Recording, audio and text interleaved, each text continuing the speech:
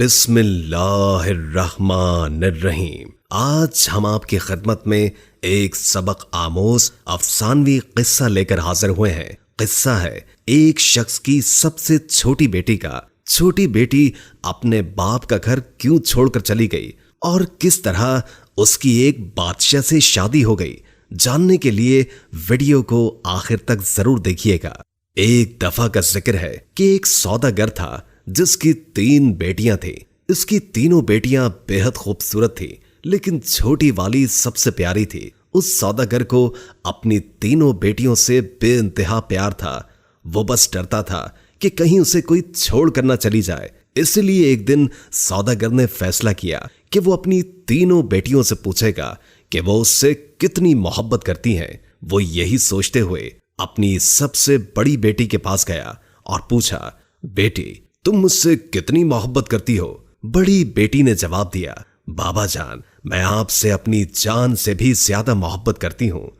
बाप ये सुनकर बेहद खुश हुआ और अपनी बेटी को एक कीमती सोने की माला दे। फिर वो अपनी दूसरी बेटी के पास गया और उससे भी यही पूछा कि बेटी तुम मुझसे कितनी मोहब्बत करती हो? दूसरी बेटी ने जवाब दिया, बाबा मैं आपको इस पूरी दुनिया में सबसे ज्यादा चाहती हूँ। बाप बेटी की बात सुनकर खुश हुआ और उसे बहुत सी सोने की अशर्फियां दी। अब सौदागर अपनी सबसे छोटी बेटी के पास गया, बेटी तुम मुझसे कितनी मोहब्बत करती हो? सबसे छोटी बेटी ने जवाब दिया कि नमक के बराबर।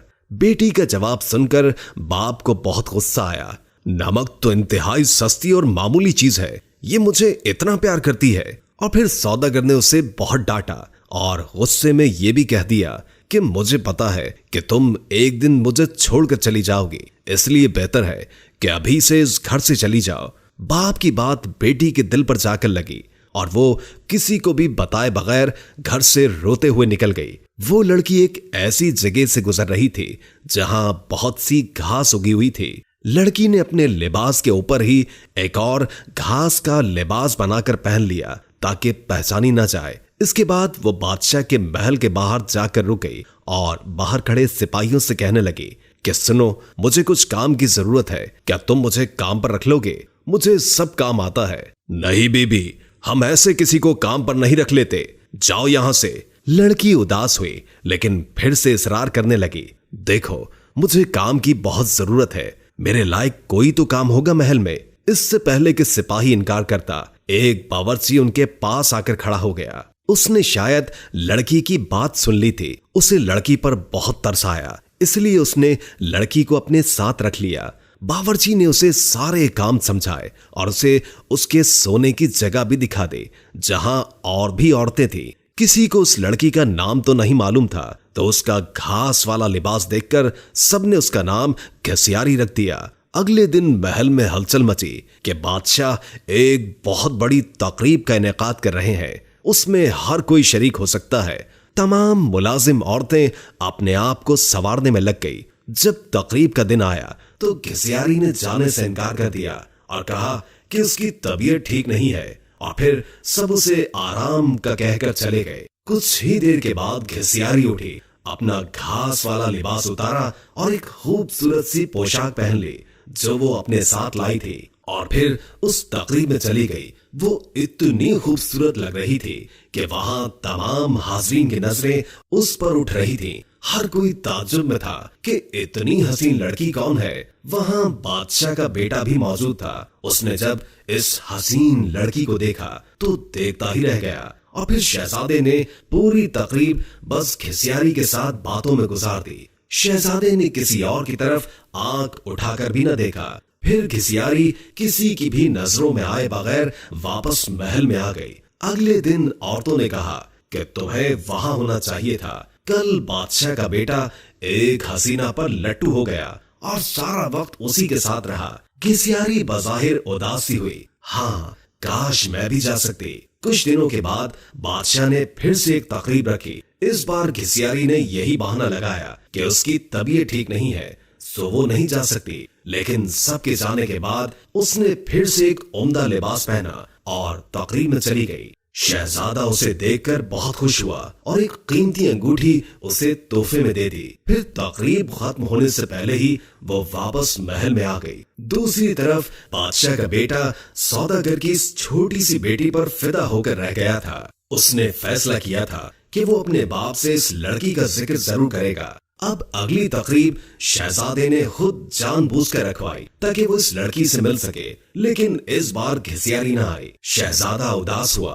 बादशाह को घिसियारी के बारे में कुछ भी मालूम नहीं था, इसलिए वो परेशान हो रहा था कि उसका पता कैसे और किससे करे। एक दिन शहजादे ने महल के मुलाजमों से सागूदाना बनाने की फरमाइश की।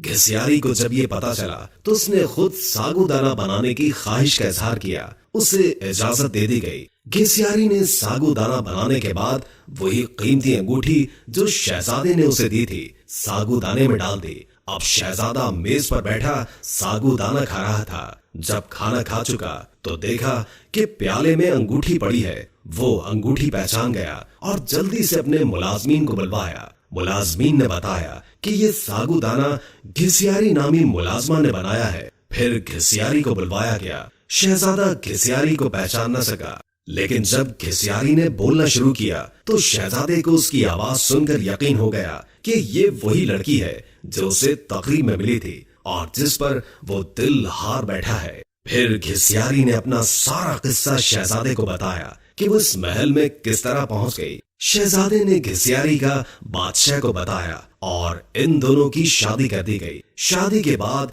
एक बहुत बड़ी तकरीब रखी गई। उस तकरीब में सिर्फ शहर के बड़े बड़े सौदागर और ओहदेदारों को बुलवाया गया था। घिसियारी के बाबा भी उस तकरीब में मौजूद थे। खाने का वक्त हुआ तो मेज हर तरह के लजीज खानों से भर दी गई, लेकिन जब सबने खाना शुरू किया तो पता चला कि खाने में नमक ही नहीं है। घिसियारी के बाबा ने बादशाह को मुखातिब करके कहा, इसमें तो नमक ही नहीं है। बादशाह हल्का सा हंसा और कहने लगा, क्या हो गया सौदागर साहब, सिर्फ नमक ही तो नहीं है, बाकी सब कुछ तो है ना इसमें। ये सुनकर सौदागर की आंखों से आंसू जारी हो गए।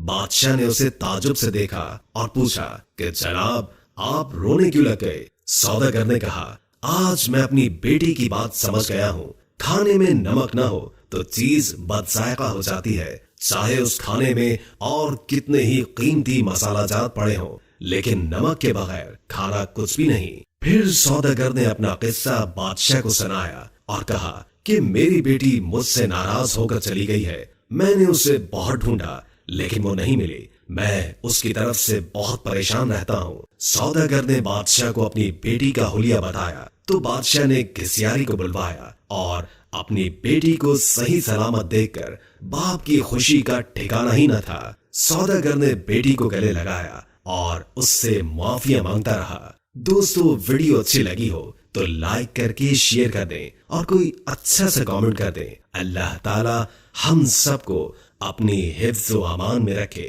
जज़ाकल्लाह।